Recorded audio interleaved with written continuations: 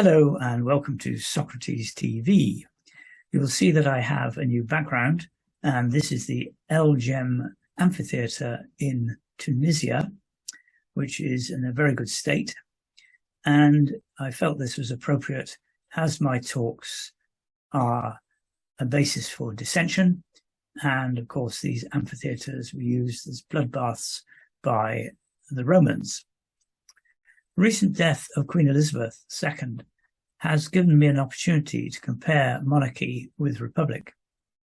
Being English, I have only known monarchy in my lifetime. I have watched the presidents of other countries with interest and puzzlement. Why do some countries want to have a head of state who is elected for a short period of years? And even more puzzling, why do they have executive authority? The issue, I think, is that humans always try to reduce things to binary choices, so it is either a monarchy or a republic. It does not have to be that way. The history of monarchy is tied up with the human need for a hierarchical structure, even though we do not want our leaders to stay in post for very long. Also, it is historically based on conquest and control. English, European, Asian, and African countries mainly developed kings, or the equivalent, and queens. These were absolute rulers and mainly retained their thrones by force or risk being killed or sent into exile, usually being killed.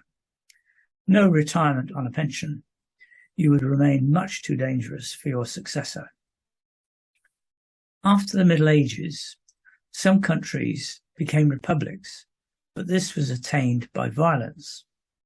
The problem was that maybe as countries develop skills and education, the upper classes and eventually the common people want a say in how the country is run. Instead, they find that they are stuck with a boss who wants to retain all controls of the state. Sir James George Fraser covers the reasons for this in his book, The Golden Vow, which is an excellent study of the way that humans deal with control and why this can lead to repression and revolution.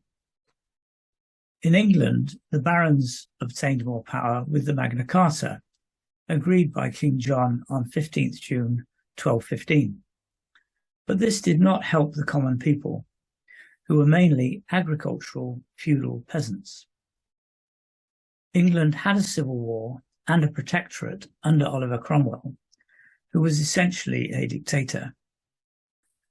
This civil war started in 1648, and the protectorate or republic came to an end after Cromwell died.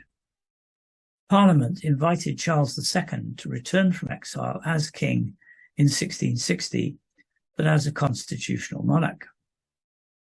Eventually, this became the norm, where the king or queen has some formal powers but can only exercise them with the consent of Parliament, usually through its prime minister and ministers.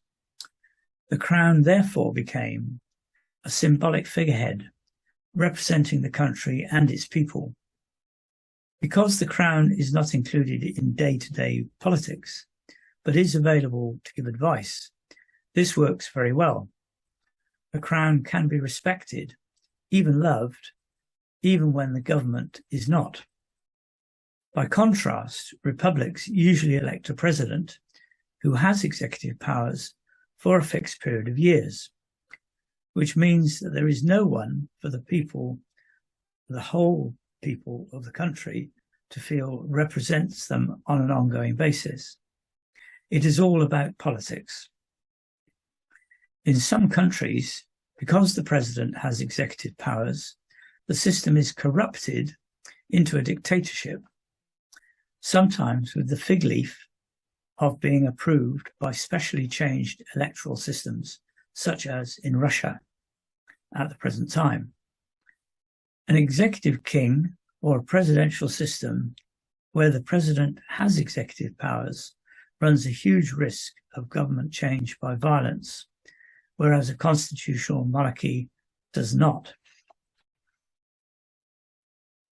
There is no reason why countries should not have the best of both worlds if they wish.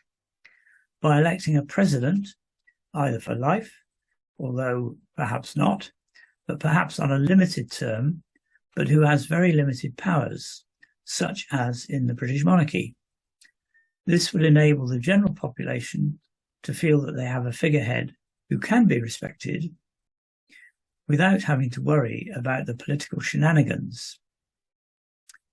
Thank you for watching this video, and hope to see you again soon. Bye for now.